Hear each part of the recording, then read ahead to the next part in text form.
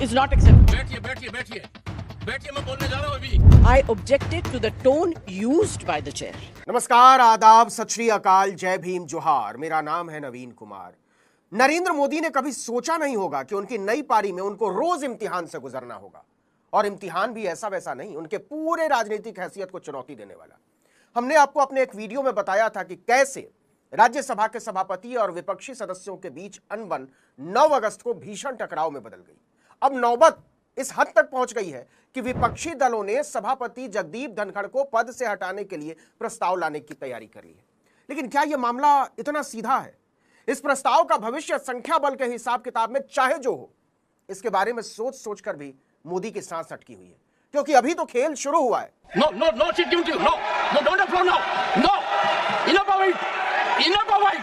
No, enough of it. You can't have it. देखिए, अगर धनखड़ को हटाने का प्रस्ताव औपचारिक रूप से आता है तो संसदीय इतिहास में ऐसा पहली बार होगा। इससे पहले कभी भी विपक्ष उपराष्ट्रपति को हटाने का प्रस्ताव लेकर नहीं आया। प्रस्ताव छोड़िए, ऐसी कोई चर्चा तक नहीं हुई, मांग तक नहीं उठी।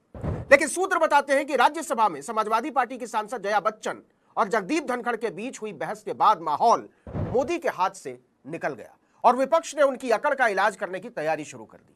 इंडिया गठबंधन की तेजी देखिए कि राज्यसभा के 87 सदस्यों ने आनन फानन में उपराष्ट्रपति को हटाने के प्रस्ताव पर सिग्नेचर भी कर दिए।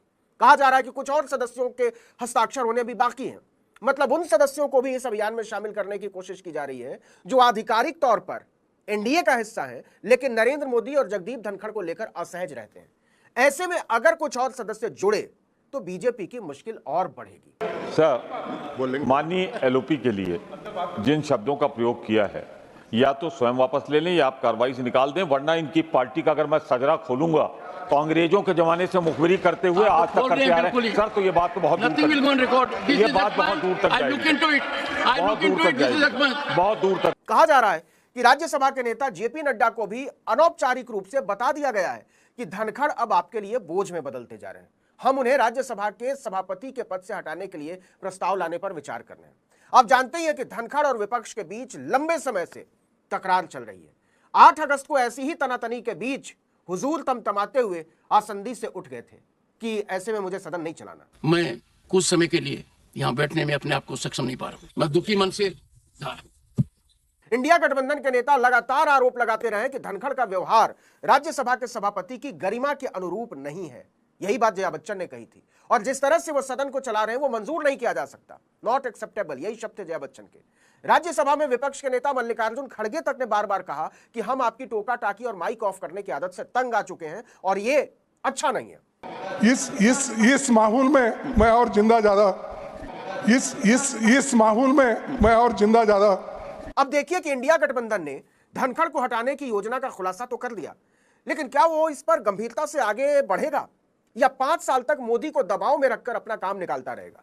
फिलहाल इंडिया ब्लॉक ने कहा है कि वो नोटिस के जरिए सभापति के पक्षपातपूर्ण रवैये को उजागर करेगा, लेकिन कब, अभी यह तय नहीं है कि प्रस्ताव कब पेश होगा। फिलहाल उसकी कोशिश है कि धनखड़ के खिलाफ हस्ताक्षर अभियान का दायरा बढ़ाया जाए, लेकिन क्या इसमें लोकसभा के सांसदों को भी जोड़ा जाएगा या क्या इसमें उन नेताओं को भी जोड़ा जाएगा जो किसी सदन के सदस्य नहीं है, यह अभी साफ नहीं है। तो मैं सभापति महोदय मैं कहना चाहता हूं, देखिए, अगर वाकई इंडिया गठबंधन धनखड़ के खिलाफ किसी तरह का कोई प्रस्ताव लाने को लेकर गंभीर है तो यह प्रस्ताव जमा कराने के लिए 2 ही हस्ताक्षर काफी थे, लेकिन मामला यह है ही नहीं।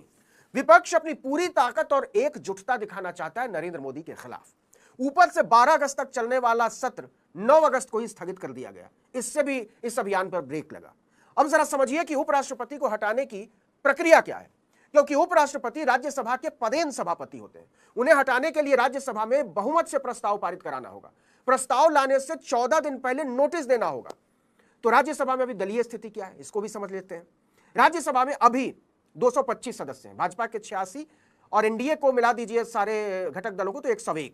वहीं इंडिया ब्लॉक के 87 सदस्य हैं, वाईएसआरसीपी के 11, बीजेडी के 8 और अन्ना द्रमुक के 4 सदस्यों को मिलाकर संख्या बन जाती है 23। ये कहीं नहीं है।